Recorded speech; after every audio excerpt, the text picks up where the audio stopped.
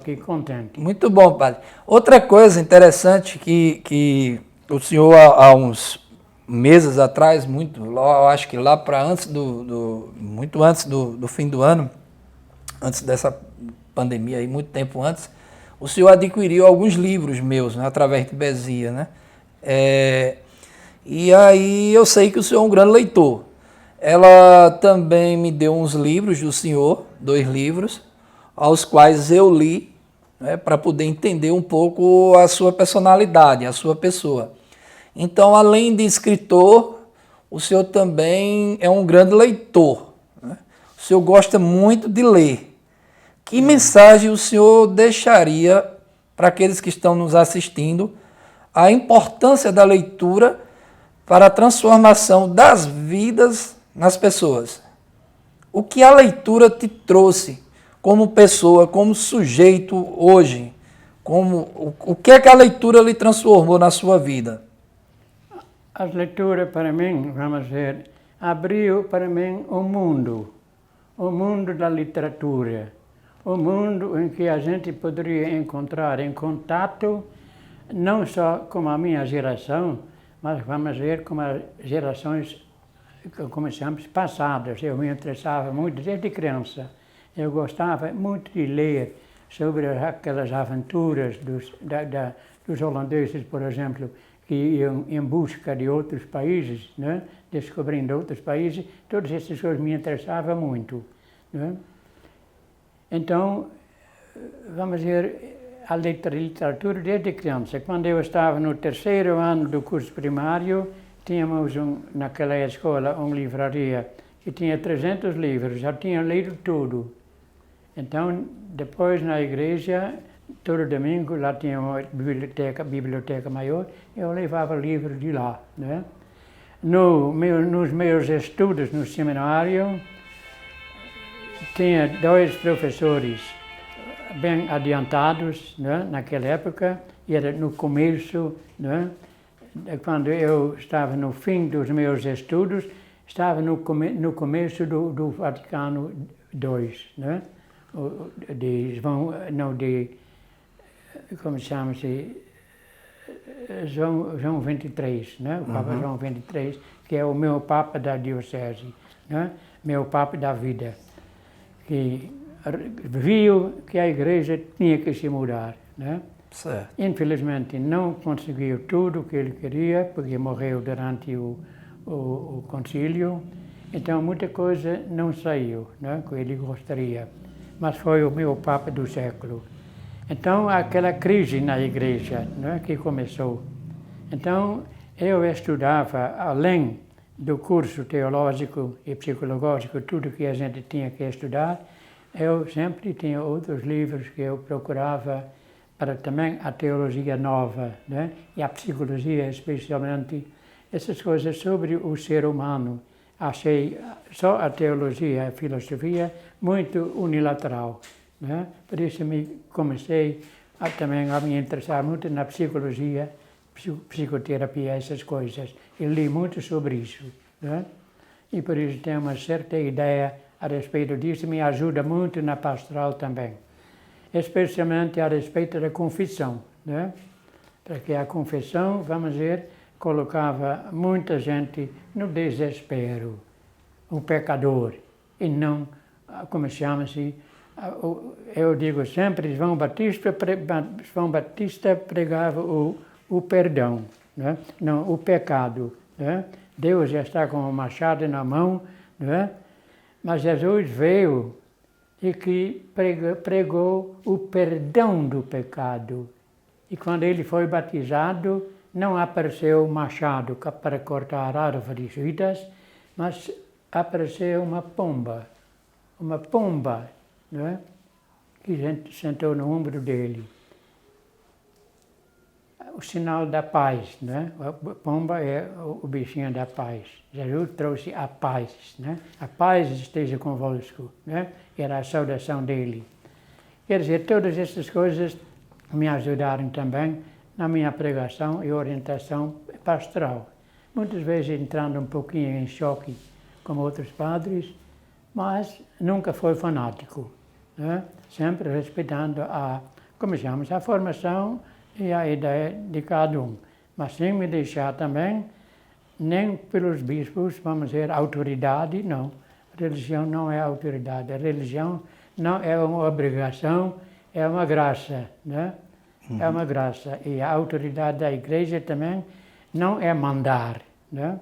Jesus deixou isto bem claro, eu sempre prego isto e digo isso em toda parte, quando os discípulos começaram, quando ele falou sobre o reino de Deus, um reino, eles pensavam, o reino de Davi, o grande rei, vai se renovar, esse Jesus que estava profetizado, né?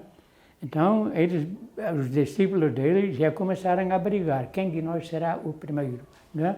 Jesus chamou, olhe, meu reino não é deste mundo. Quem de vocês quer ser grande, deve servir a todos. Como eu, que sou o mestre de vocês, como vocês dizem, eu sou, mas eu também, eu não vim para ser servido, mas para servir, até dar a minha vida para o povo, né? Este texto também sempre ficou comigo, né? Como alguns outros textos. Quando vem o desespero de vez em quando, será que eu estou salvo? Será que quando muita gente tem, especialmente na idade avançada, sabendo que a morte vai demorar, será que eu vou para o céu? Eu tenho tanto pecado, não sei o quê. Então, eu sempre uso um texto para explicar isto, dizendo, um dia Jesus disse, como é difícil um rico entrar no reino de Deus.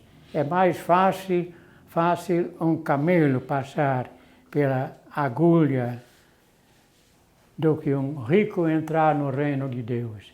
Então os discípulos diziam, então um elefante passar pela agulha, pelo buraquinho do agulho, então quem pode se salvar?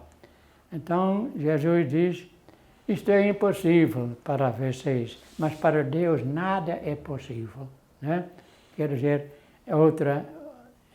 não é religião, não é simplesmente moralismo, é uma mensagem. Evangelho significa alegria, boa notícia. Este foi sempre meio luz, né? E também a vida sobre além da morte. Jesus sempre dizia, eu vim para que todos tenham vida, e vida em abundância. Ele não falava sobre morte e castigo, vida em abundância. E com essas parábolas na linguagem simbólica, por exemplo, a multiplicação de pães, pão de sobra, né? Vinho de sobra, peixes pescando de sobra, tudo é a vida, a vida. O que Deus está... Vocês rezam o Pai Nosso, né? Eu digo sempre ao povo. Lá tem também a oração, seja feita a vossa vontade. Então, a vontade de Deus é o quê? Jesus diz, a vontade de Deus é esta, que todos aqueles que creem na minha palavra tenham vida eterna, né? Quer dizer, a minha pregação é sempre positiva, sem negar a ruindade, o pecado. Existe, mas existe o perdão antes de tudo. A misericórdia de Deus vai além da nossa fraqueza humana. Esta é mais ou menos a minha orientação. E por isso eu divido sempre a pessoa humana. Nós temos a nossa vida física, biológica, né?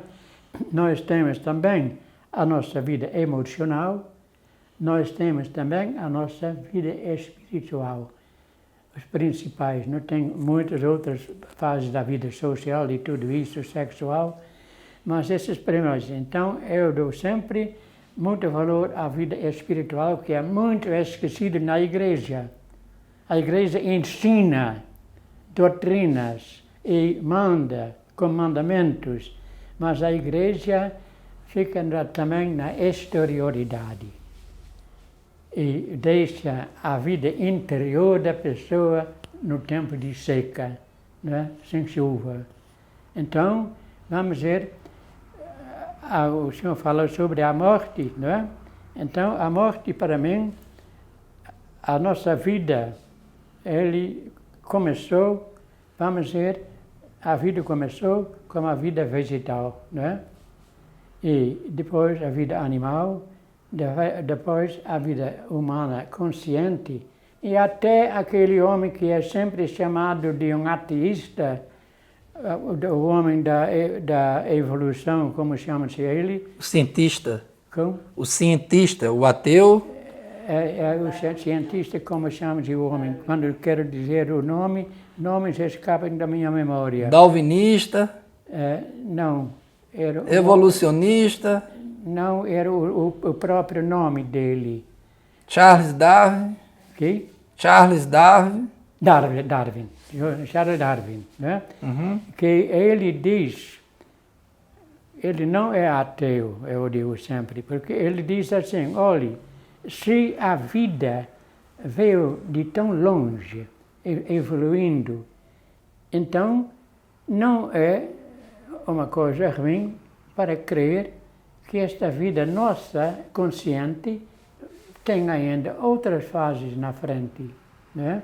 Então é justamente isto que Jesus pregava, vida além da morte, né? Então isso também é um dos meus assuntos sempre. Nós temos que tomar a vida toda, mas não deve mais acontecer o que aconteceu com a Igreja Católica, se afastando demais da Bíblia e mais pela filosofia grega, né? E se esquecendo, querendo ensinar racionalismo. Na igreja nossa hoje é racionalista demais. As pregações ensinando, né? Nas escolas também, no livro do catecismo, ensinando, decorar coisas, saber os 10 mandamentos e tanta outra coisa. Ensinar como na escola, racionalmente.